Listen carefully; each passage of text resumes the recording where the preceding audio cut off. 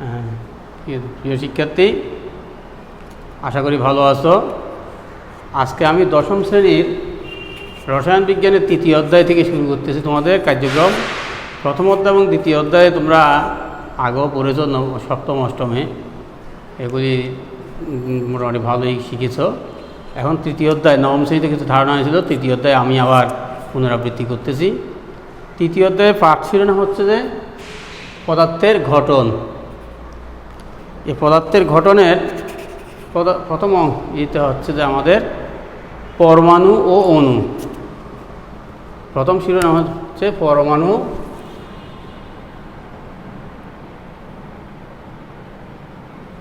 ও অণু।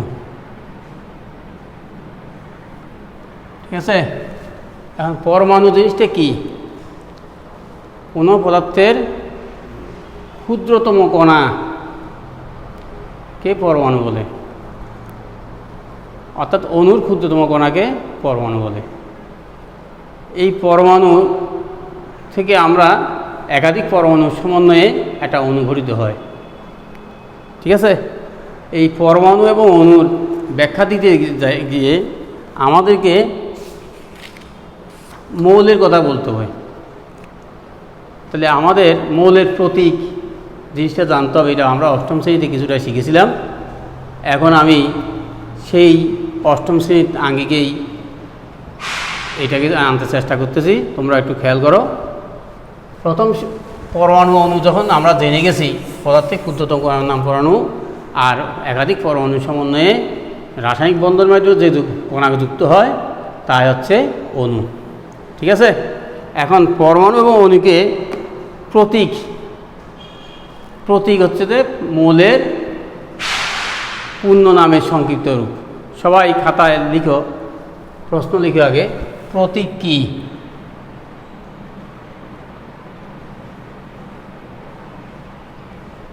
প্রতীক কি? এর উত্তর হবে কোনো মৌলের ইংরেজি বা ল্যাটিন নামের পূর্ণ নামের সংক্ষিপ্ত রূপ। ইংরেজি বা ল্যাটিন নামের সংক্ষিপ্ত রূপ হচ্ছে প্রতীক। যেমন হাইড্রোজেন একটা মৌল,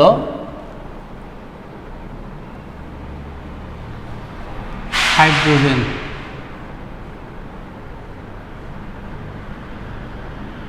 এর প্রতীক হচ্ছে যে এইচ। হাইড্রোজেনের প্রথম অক্ষর কি? এইচ। নাইট্রোজেন,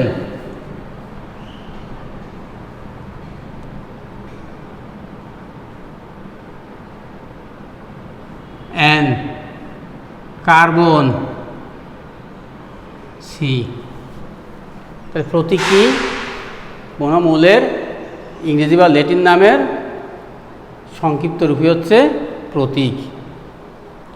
আমি 3টা উদাহরণ দিলাম। তবে এ প্রতীক আমি যেভাবে বলছি সেইভাবেই লিখতে পারবো এমন কোনো কথা নেই।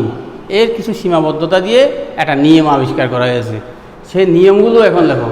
2 নম্বর টপিকস, প্রতীক লেখার নিয়ম। প্রতীক লিখার নিয়ম। 1 নম্বর, সাধারণত মৌলের ইংরেজি বা ল্যাটিন নামের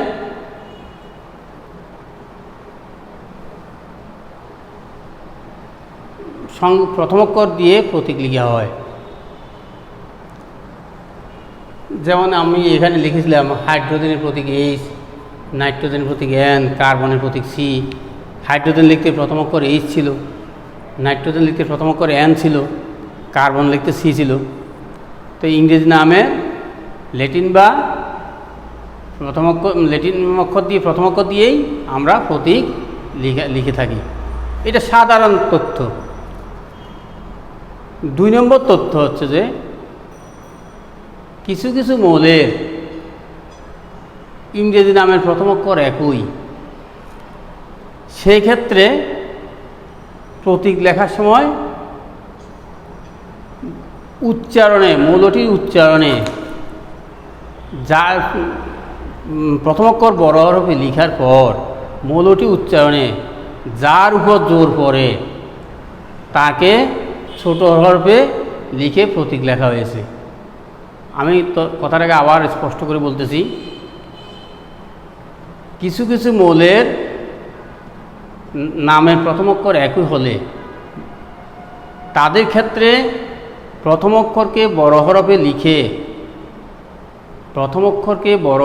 লিখে তার ডানে উচ্চারণে যার উপর জোর পড়ে তাকে ছোট হরফে লিখে ওই মৌলের প্রতীক নির্ধারণ করা হয়। যেমন আমি একটা উদাহরণ দিলেই তোমাদের জিনিসটা ক্লিয়ার হয়ে যাবে।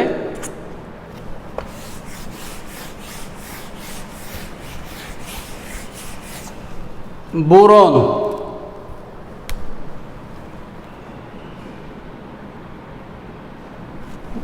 বোরন ডিস্টার্ব করতেছে।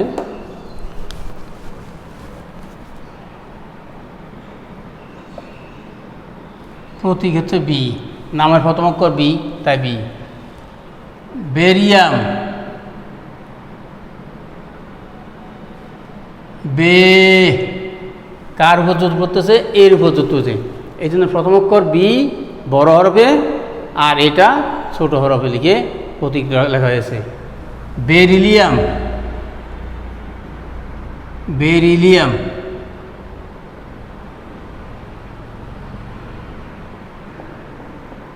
বেরি কার উপর জোর পড়তেছে? ইর উপর জোর পড়তেছে, তাই প্রথম অক্ষর বি দিয়ে তার ডানে ছোট অক্ষর ইর উপর দেওয়া হয়েছে।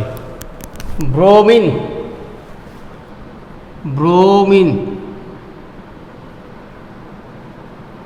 ব্রো কার উপর জোর পড়তেছে? আর এর উপর জোর পড়তেছে, তাই বিয়ার। বিসমাত, বিসমাত, বিআই। তা দেখো এই চারটে মৌল বোরন, বেরিলিয়াম, ব্রোমিন, বিসমাত, প্রথম অক্ষর চারটা মৌলের প্রথম অক্ষর একই। এখন শুধু আমি যদি বি লিখি তাহলে কথাটা ক্লিয়ার হবে। বি দ্বারা কি বোরনকে বুঝাবো, না বেরিলিয়ামকে বুঝাবো, না বেরিলিয়ামকে বুঝাবো, না বিসমাতকে বুঝাবো? তাই কী করা হয়েছে? উচ্চারণে যার উপর জোর পড়েছে তাকে ছোট হরফে, যেমন বেরিয়াম, বেরিয়াম উচ্চারণ এ জোর পড়ছে, বেরিলিয়ামের ই জোর পড়ছে, ব্রোমিনের বি আর এর জোর পড়ছে, বিসমাতের আই এর জোর পড়ছে, তাই এগুলিকে ওই মৌলের প্রতীক হিসাবে নির্ধারণ করা হয়েছে। 3 নম্বর নিয়ম, কিছু কিছু মৌল আছে তাদের ল্যাটিন নাম থেকে প্রতীক লেখা হয়েছে। এই ল্যাটিন নাম থেকে প্রতীক লেখার সময় উপরিউক্ত নিয়মদ্বয় অনুসরণ করা হয়েছে। উপরিউক্ত নিয়ম বলতে কি বুঝি? নামের প্রথম অক্ষর আর উচ্চারণে যার জোর উপরে সেই দুই সেটা। যেমন সোডিয়াম,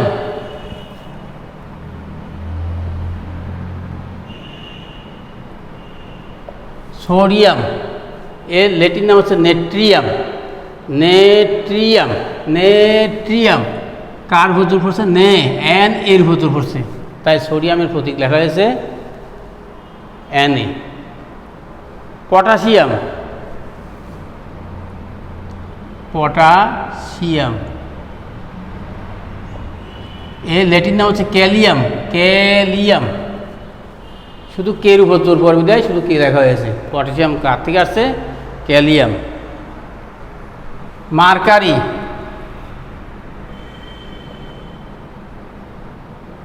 হাইড্রাজিয়াম,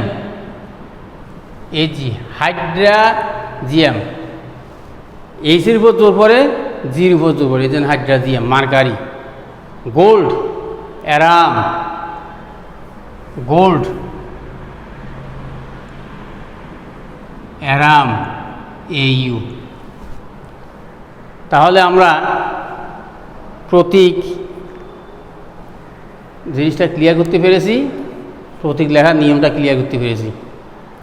এখন আসো সংকেত।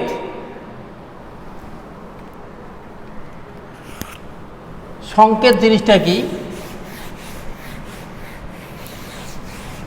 আমরা প্রতীকে বলছি মৌলের পূর্ণ নামের সংক্ষিপ্ত রূপ, কিন্তু সংকেতের বেলায় মৌল বা যৌগের অণুর পূর্ণ নামের সংক্ষিপ্ত রূপকে সংকেত বলে। কি বলছি? মৌল বা যৌগের অণুর পূর্ণ নামের সংক্ষিপ্ত রূপকে সংকেত বলে। যেমন হাইড্রোজেন,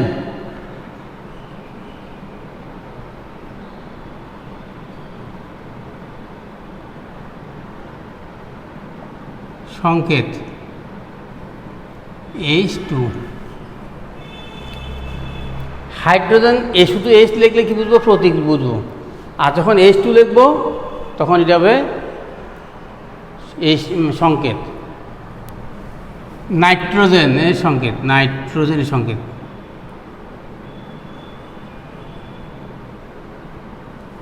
N2। অক্সিজেনের সংকেত O2। পানির সংকেত H2O। এখানে কিন্তু একটা অণুকে বোঝাবে, এগুলি সবগুলো একটা অণুর, তাই সংকেতের সংজ্ঞাতে আমরা বলছি মৌল বা যৌগের অণুর পূর্ণ নামের সংক্ষিপ্ত রূপকে সংকেত বলে। এখন আমাকে প্রতীক এবং সংকেতের মধ্যে একটা তাৎপর্য ব্যাখ্যা করার জন্য আমার একটা টপিক আসে মাঝে মাঝে। যেমন আমি একটা উদাহরণ দিয়ে জিনিসটা ক্লিয়ার করি তোমাদেরকে।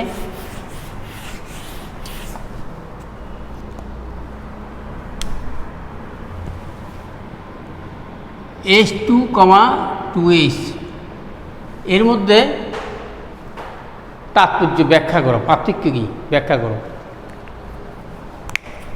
এখানেও H দ্বারা আমরা বলছি যে হাইড্রোজেন, একটু হাইড্রোজেন, তাহলে H দ্বারা কী বুঝি? আমরা হাইড্রোজেনকে বুঝি। এখন হাইড্রোজেন H2, এখানে হাইড্রোজেনের দুইটা পরমাণু, 2Hও হাইড্রোজেনের দুইটা পরমাণু।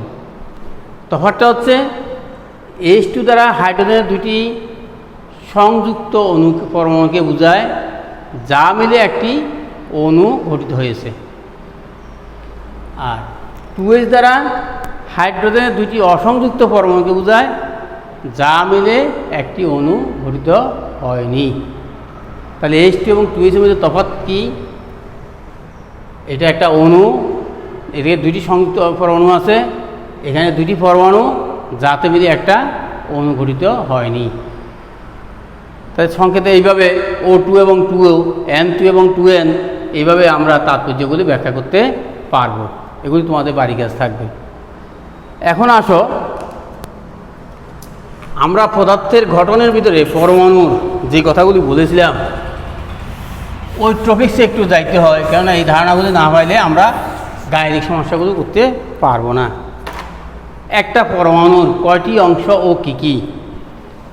সবাই খাতায় প্রশ্নটা লেখো। একটি পরমাণুর কয়টি অংশ ও কী কী?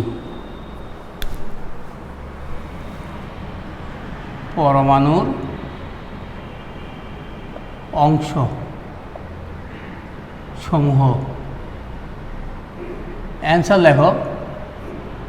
পরমাণু দুটি অংশ, একটা পরমাণুর দুটি অংশ। এক নম্বর কি? নিউক্লিয়াস। এক নম্বর কি? নিউক্লিয়াস।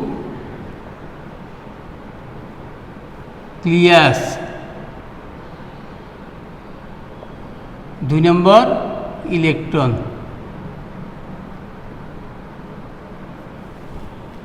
নিউক্লিয়াস কি? পরমাণুর কেন্দ্রে অবস্থিত ভারী বস্তু কণাকে নিউক্লিয়াস বলে।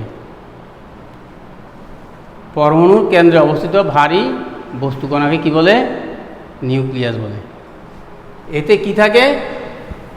প্রোটন এবং নিউট্রন বিদ্যমান থাকে। তাহলে নিউক্লিয়াসে কি কি থাকে?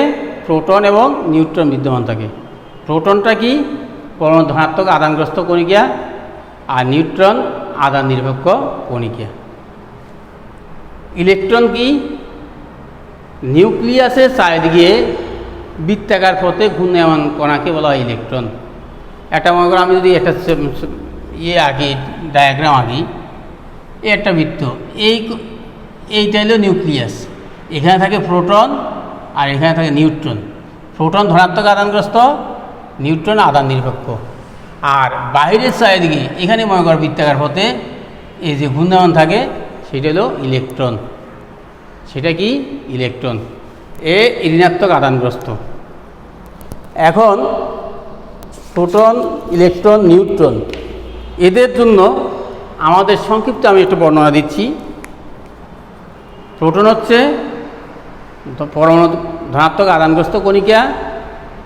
এটি পরমাণু কেন্দ্রে অবস্থান করে। এর চার্জ বা আদান 1.6 × 10⁻⁻⁹ কুলম্ব। ঠিক আছে? প্রোটন কি? পরমাণু ধনাত্মক আদানগ্রস্ত কণিকা। এর চার্জ বা আদান 1.6 × 10⁻⁹ কুলম্ব। এর প্রকৃত ভর 1.673 × 10⁻⁻24 গ্রাম। একটা প্রোটনের প্রকৃত ভর কত? 1.673 × 10⁻⁻24 গ্রাম। তো আপেক্ষিকভাবে চার্জকে আমরা +1 ধরি, আদানকে 1 ধরি। এটা আপেক্ষিক। কিন্তু প্রকৃত ভরগুলো, প্রকৃত ভর কত? 1.673 × 10⁻⁻20 গ্রাম। আর আদান কত? 1.6 × 10⁻⁻19 কুলম্ব। ইলেকট্রনের চার্জ বা আদান 1.6 × 10⁻⁻19 কুলম্ব। প্রোটন এবং ইলেকট্রনের আদান চার্জ সমান, কিন্তু বিপরীত। প্রোটন বেলায় প্লাস, ইলেকট্রন বেলায় মাইনাস। তারপর প্রকৃত ভর 9.11 × 10⁻⁻28 গ্রাম। তারপরে আপাতভাবে আমরা ভরকে +1 -1 ধরি, আর আদানকে, আপেক্ষিক আদানকে মাইনাস ধরি, -1 ধরি। ঠিক আছে? আর নিউট্রন হচ্ছে আদান নিরপেক্ষ কণিকা। এই তথ্যগুলো তোমাদের বইয়ের 40 পৃষ্ঠায় একটা ছক আকারে আছে। এই ছকটা তোমরা মুখস্থ করে ফেলবে। ঠিক আছে? তাহলে আমি তোমাদের বাড়ির কাজ এই পরমাণুর ভেতরের কথার ইলেকট্রন, প্রোটন, নিউট্রন সম্পর্কে ধারণা দিছি। এই চারটা তোমরা করে নেবে, করে আমাকে দেখাবে বা তোমরা বাড়িতে রাখবে।